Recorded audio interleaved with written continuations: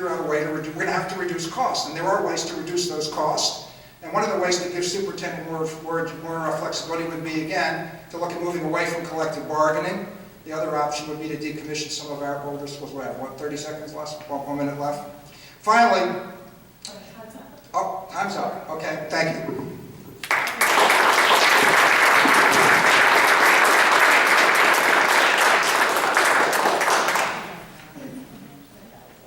I'm going to learn that blue light sooner or later.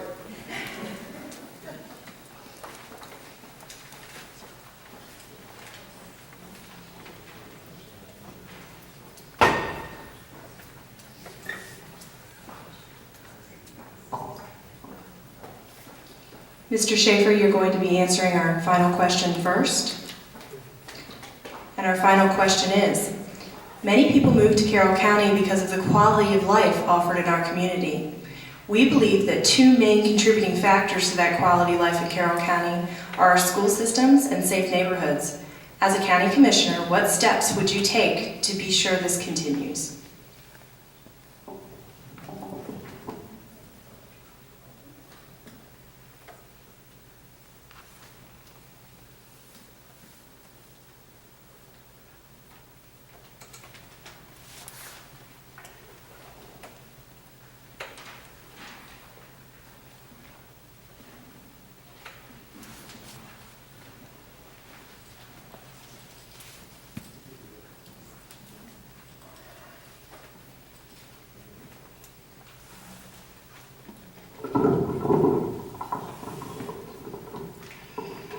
I'm not sure if schools and safe neighborhoods are the only requirement for quality of life. There's also the issue of how comfortable you are in your own home with the money that you earn and how you feel that, things are progressing.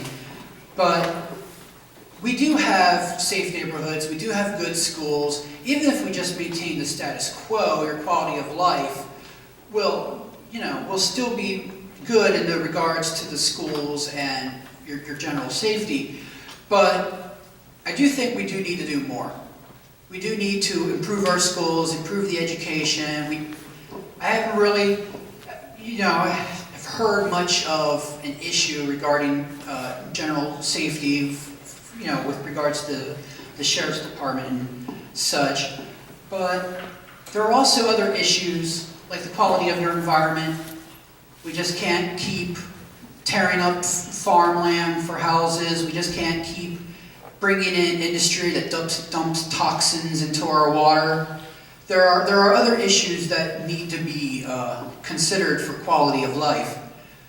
But yeah, I would want to, we would just have to find some way to spend what money we can to improve our schools, to work with the Sheriff's Department for the various programs to help keep the crime down, to help keep people safe, to help protect our environment, and also to increase the infrastructure, because our infrastructure is falling apart. Our roads are falling apart. We don't have the high-speed internet that everybody needs. I mean, you can't do anything on the internet now if you can't, have any particular broadband. All these companies want you to be able to download anything like that, and we can't. I mean, up in Canada, they say they have a 99% availability for an internet connection speed up to 12 gigabits. For those of you who don't understand how fast that is, you could probably download your entire movie collection in an hour.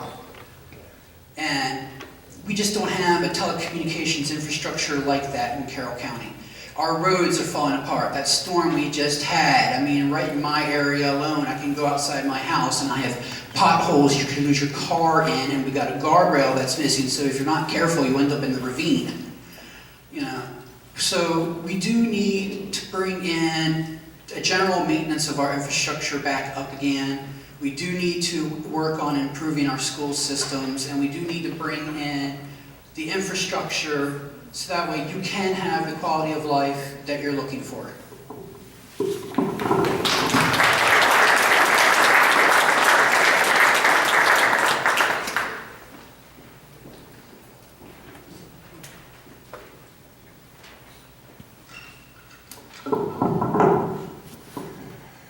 I came to Carroll County because I wanted the quality of life that Carroll County had to offer. In fact, I'd been talking about it for almost 25 years before I got here, and I've never regretted moving here.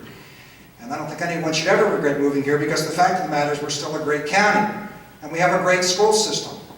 I know you're hearing things through the media and through the gossip channel that things are horrible, but they're not. We are going through a minor belt tightening right now. We are not in a crisis mode. I've been through a crisis in the private sector. 65,000 employees laid off. Every employee took a 20% cut. We are not laying off any employees. We are not cutting salaries. We are giving our employees bonuses. This is not a crisis. This is a belt tightening, and we need to keep it in proper perspective. And those commissioners that go around the county turning it into a crisis are doing our county a great disservice, because it becomes a self-fulfilling prophecy at some point. We will get through this. We have the kind of challenge that you face during any tight economic times.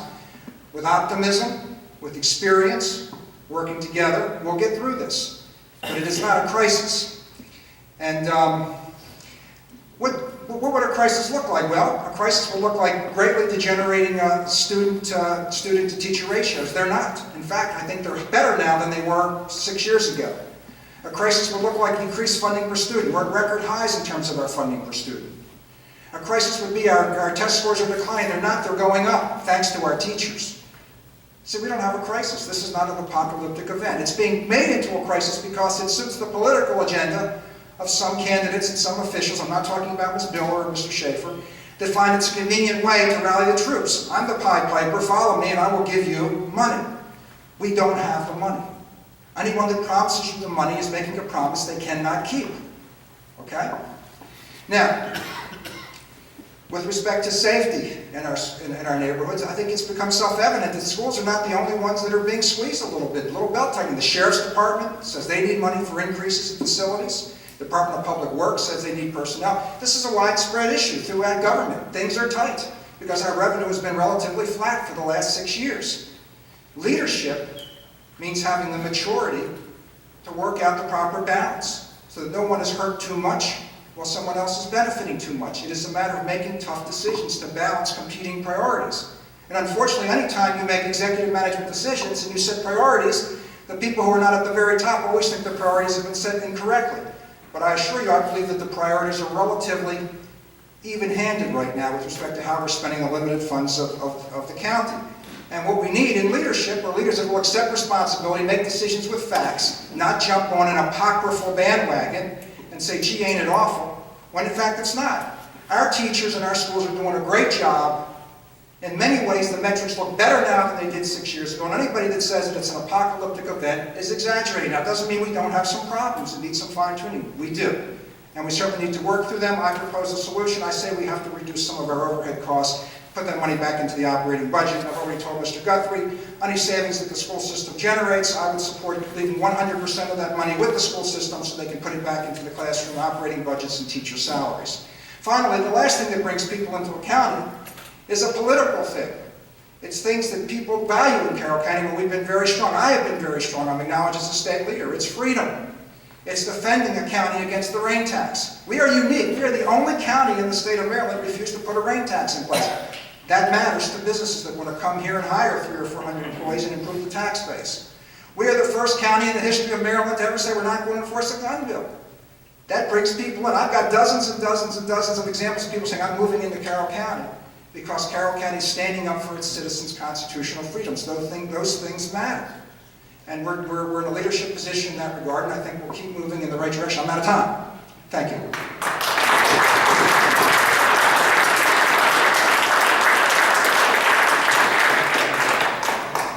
It's truly a shame this isn't a true debate in the debate format, because there are so many things that are said that bear acknowledging and counterbalancing, but I will answer the question.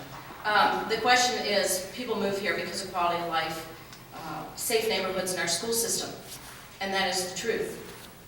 And I will tell you, we have an outstanding school system still because of many of you sitting in the audience. In Carroll County, we have a sound family structure, and we have parents that sit with their children at night and go over their homework and go over what's being taught in the school system. And they are involved in their children's education, and they are advocates for for their children's education. I don't think there's too many other counties, communities, where community activists get a petition with several thousand signatures on it, so easily, quite frankly, to let the governing body know how seriously they take their school system.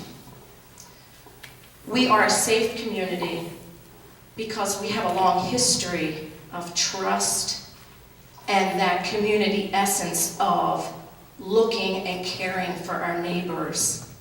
But it's changing a little bit, and what are we going to do about that? Because I will tell you what, the crime that's on the rise in our community are crimes of opportunity. Because I left my car unlocked. Look, I grew up inside the Beltway. I never leave my car unlocked, and I never leave my front door unlocked. But a lot of people here do. I can't tell you how many people I've heard say, oh my gosh, my laptop just got stolen. Well, where was it? Well, it was on my front seat. Oh, not good, not good. So some of these things take money to fix, but not everything takes money to fix. A program of communication to say, lock your doors and lock your windows and lock your cars, pretty inexpensive, and it will get these crimes of opportunity out of the way, or at least will make them a little bit more difficult. So we need to stay, and I will tell you, so I learned a lot being on the board of trustees at Carroll Community College. Dr. Faye Papalardo, who's just getting ready to retire this June, is a phenomenal woman, if you don't know her. And she puts out a leadership style that encourages people to be their absolute best, even when they don't have money to do it. They all band together, and they love her, and they want to do their best for her. She encourages them to do it, and it doesn't cost money all the time. So you look at things that cost money, and yes, you need to get around to them, and you need to address them. And Jen, we'll talk, and we might not always like the result, but we will respect each other at the end of the day, and we'll know we did everything we could do to keep our school system the best that it is. And in the community, I just ask that you keep doing your job, and that's making sure that you are the best advocate you can be for your children's education. That blue light's going to come on any second. The other thing the county needs to do is sound economic development, because we do keep needing to raise that. And I've worked on the broadband project since it was an idea, a gleam in our eye. And there are opportunities potentially for Mount Airy, which Wednesday, if I have to pick where I want to be at the Mount Airy Economic Development Commission. Because Mount Airy is one of the towns that actually has funds available that they could consider doing a similar broadband project like the city of Westminster is doing right now. And that's a very exciting option to look at, because if you want to look at vacant commercial property, people want to know, well, what kind of connectivity do you have? And I will even tell you, people in their homes, if you want to have a business, you want to have a garage-based business, you better have connectivity. So, thank you.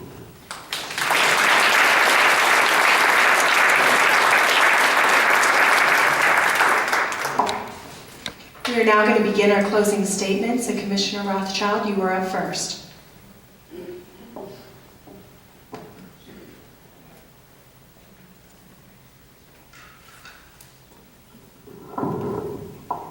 First off, thanks for coming, everyone. Appreciate you being here tonight, and active citizens are the way we make our constitutional republic work. A lot of candidates talk about better, more effective government. I'd like to say better at what? Taxing us, taxing rain, regulating us. As your commissioner, I believe the solution is less government. I hold an MBA and an engineering degree and 30 years of private sector business experience. I've been through situations like we're going through now, except to a much greater extent. We will get through this. Our citizens are fed up with candidates and officials that talk conservative but spend like liberals. Government's job is to defend your God-given rights of life, liberty, and property. And one of my jobs is to make sure that your tax money is spent in a fiscally responsible manner. We keep our budget balanced and not allow structural deficits to enter that budget, because that's a problem. In the long run, most governments that have gone that direction have regretted it, and we're now down that path with this most recent budget that I voted against. Annapolis is attacking our farms, our property rights, our gun rights, and our pocketbooks because we let them.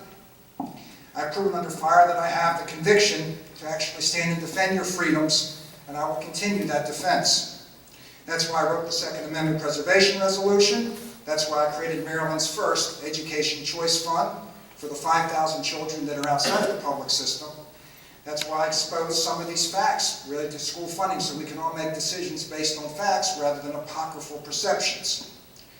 That's why I opposed Common Core. I was the most vocal opponent of Common Core years ago. It does result in a loss of parental control, and it's creating a very hostile environment for our professional educators. They're being handcuffed, they're being denied the use of their own creativity, their own styles, and I don't believe there's one best way to teach. I believe every teacher adapts into an approach to teaching which fits him or her best. I said no to the rain tax, and I told the state I would take legal action if they tried to force one on Carroll County, and today we have no rain tax.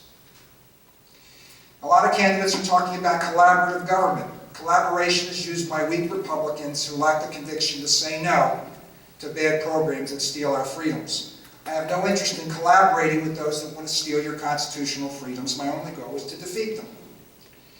And there's a big question in Maryland, what is the job of a commissioner? This is something I speak about all over the state, all over the country. You see, a lot of people are running for office, I'm almost out of time, getting elected to office, and then they become cogs in the wheels of government that are grinding us down. We are not appointed by state or federal government. My job is to reflect the will and protect my constituents' freedoms, and that's you. I work for you, not O'Malley, and that's a paradigm shift. I kept my promises. I stopped the urbanization of Carroll County that would have occurred under pathways. I saved us $2 million by refusing to write a check for $3 million to get out of the incinerator. It got us out for less. And I did not yield under fire, which is why I've received endorsements from every respected Republican in the state of Maryland. A commissioner is your last line of defense. You need strong leaders that will stand in defense of your freedoms in Annapolis. I'm Richard Rothschild. I kept my promises, and I will be happy to serve you again if you decide to entrust me with your vote on June 24th. Visit me at richardrothschild.org. Thank you, and may God bless Carroll County.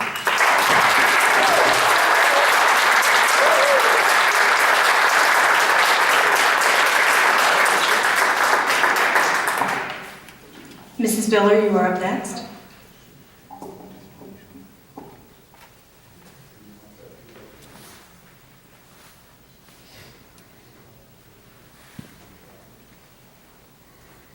Well, again, thank you everyone for coming out. Thank you for the forum, the opportunity to get some ideas out on the table just so you can see the difference between the candidates and get to know them a little bit better. I like this kind of format. It takes me a little while to warm up, but that's okay. So, a lot of signs are out and a lot of claims about promises kept. Well, I want you to go back and look at governing principles that the Board of Commissioners came up with. And one of them, I'd call them up on my phone, but one of them is plain language. Plain, straightforward talk. And if I hear apocryphal one more time, I'm probably going to be ill. I teach 4th and 5th grade Sunday school at my church, and so we do a verse every Sunday, and I'm teaching the month of May, so it's been a little tough campaigning, but I will not give that up because I love it. And I love 4th and 5th graders because they are smart as a whip, and they will call you on everything, and you better know your stuff. And we go over every single word in a verse, and we play a little game with it. So I divide up the number of words, and they come up, and they erase them, and by the end, there's no words on the board, but we know the verse. And really, quite frankly, it's more for me than it probably is for them. Straight language. It's not happening, okay? And so you have some choices. And that's all I'm offering you. I'm a businesswoman. I've had to work through some tough things. I'm the youngest of 3 children. My brother is 6 years older than me. My sister is 3 years older than me. My sister hated me in high school because I fit into her clothes better than she did. And my brother tortured me pretty much every chance he got. I am used to bullying, and I am used to standing up for myself. And what you see here is there's just a lot of bullying going on. And I'm tired of it. And I think I can offer you an opportunity to have a public servant. People have sent me questions. What do you think about this? What do you think about special ed? A lot of different things. What do you think about the fire and volunteer emergency services? I respond to them in 24 hours because I do have a day job right now.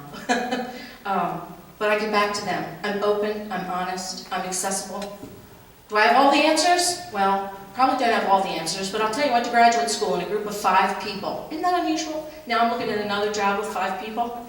I learned how to work, because I used to be a pretty lone wolf. I got it all, I know how to do it.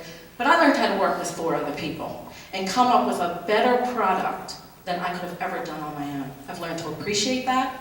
I've learned to work in that format, and I'm willing to do that for you now as your county commissioner. Thank you.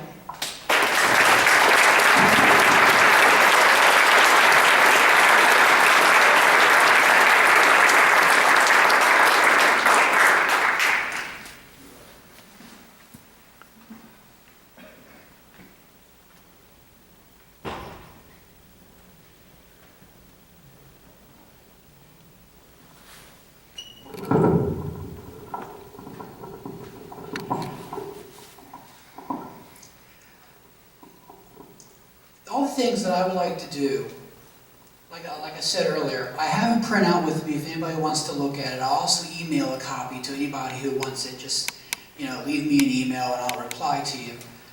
There are lots of things I'd like to do for the county.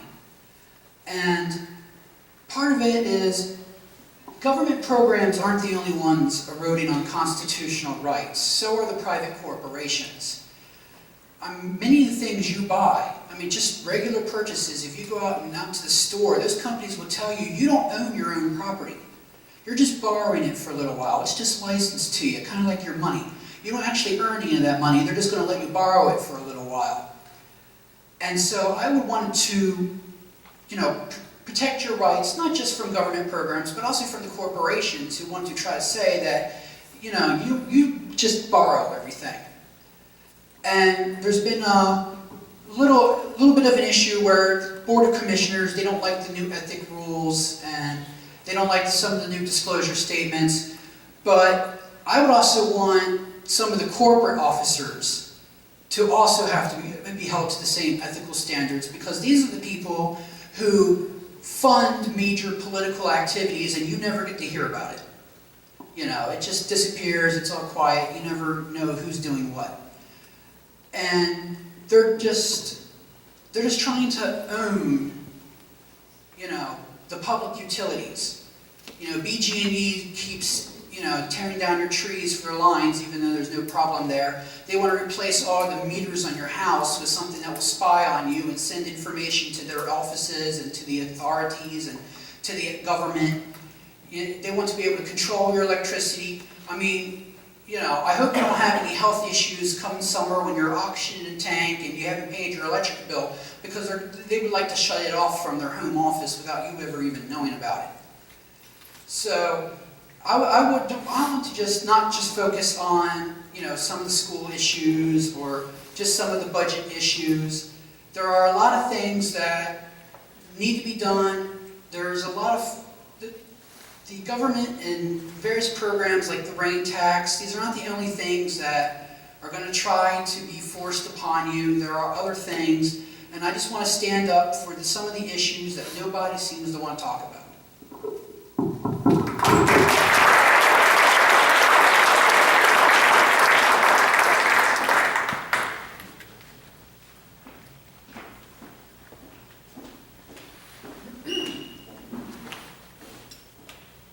Thank everybody for coming out this evening. Would like to thank our candidates for their thoughts and their time this evening. On your way out the door this evening, we have provided for you a basic information sheet that includes websites and information for each of the candidates as to where you can look up information about them, email information, also voter registration, dates for when the primary election is. Let's see what else is on here. We did get all this information from the Board of Elections at Carroll County. At the bottom, there are some frequently asked questions about who is capable of voting in the primary elections. Thank you all for your time and have a good evening.